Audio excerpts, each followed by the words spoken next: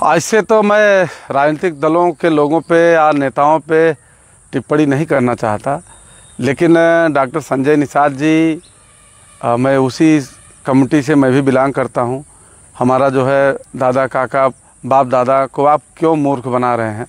आप क्यों ये बात जो है करते हैं कि वीरांगना फूलन देवी की हत्या सपा ने किया? आपको इस तरह झूठ बोलने की क्या ज़रूरत है?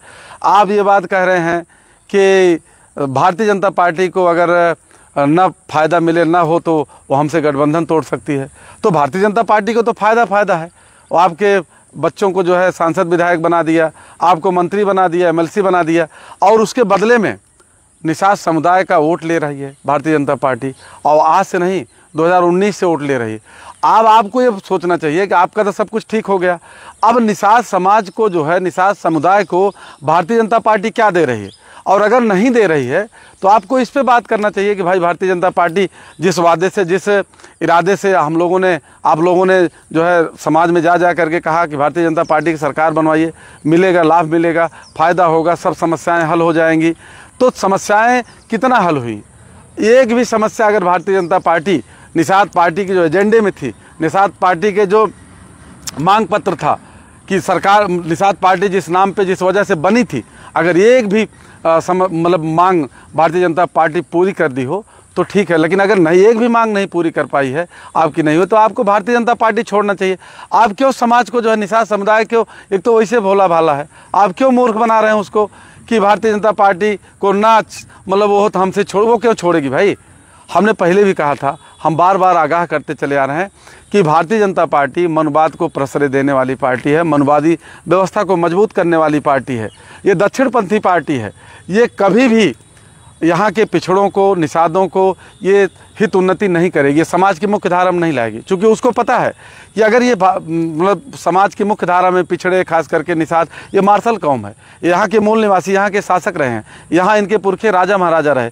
अगर ये मुख्य धारा में आ गए तो फिर इनको कोई रोक नहीं पाएगा। देश की प्रधानमंत्री कुर्सी, मुख्यमंत्री कुर्सी ये ले लेंगे। तो इसलिए भारतीय जनता पार्टी इनको दबा के रखना चाहती है। अब पता नहीं किस उस पर जो है, अब किस स्वार्थ में अब भी जो है उसमें पड़े हुए हैं। आपका सब कुछ हो गया है, आप मिनिस्टर बन गए, सब कुछ हो गया है, तो अब तो आपको समाज के लिए काम करना चाहिए।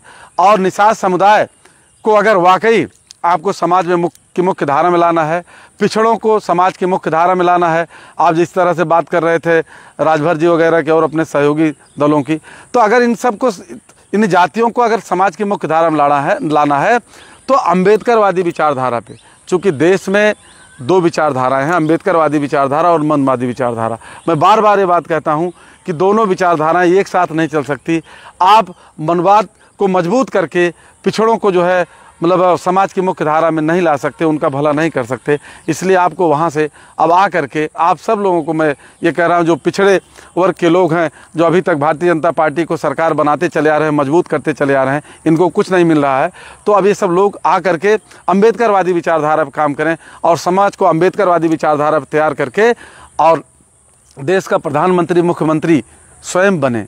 क्यों भीख मांग रहे हैं, क्यों शिकायत कर रहे हैं भारतीय जनता पार्टी से? आप स्वयं प्रधानमंत्री, मुख्यमंत्री बन सकते हैं, लेकिन शर्त यह है कि आपको अम्बेडकरवादी रास्ते पे चलना होगा। उसके लिए समाज को तैयार करना होगा, उसके लिए संघर्ष करना होगा, और हम लोग जो है देश का शासक, अपना खोया हुआ राजपाट पा सकते हैं। लेकिन उसके लिए जो भारतीय जनता पार्टी में जो लोग लगे हुए हैं, भारतीय जनता पार्टी को जो मजबूत कर रहे हैं, उन सभी पिछड़े वर्ग के नेताओं से हमारी यही अपील है कि आप लोग जो है वहाँ से मुक्त होइए और आ करके अम्बेडकरवादी विचारधारा को, बुद्धा की विचारधारा को मजबूत करिए। धन्यवाद।